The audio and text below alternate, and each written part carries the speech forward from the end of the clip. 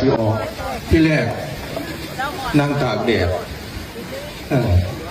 ไปมากเลยนั่งตากฝนเลยโอ้ยเด่นแม่นี่ดีเลยแต่ว่ามันก็พิสูจน์ใจมาเลยว่าเอาสิอดทนสำใจก็นะเขาเนี่ยบางเทื่อบางที่การที่เขาสิได้ยังแบบดีๆหรือว่าได้ความสำเร็จเจริญมันบ่ได้ง่ายปานใดดอกเขาต้องอดต้องทนต้องต่อสู้กับอุปสรรคปัญหาเพื่อว่าสิต้องใส่เวลาในการที่เขาสิต้องพิสูจน์ใจว่าเขามีธรรมะพ่อบ่พิสูจน์ใจว่าเขามีความอดทนพ่อบ่แต่เขาสามารถอดทนได้หรือว่าสามารถที่จะรองรับ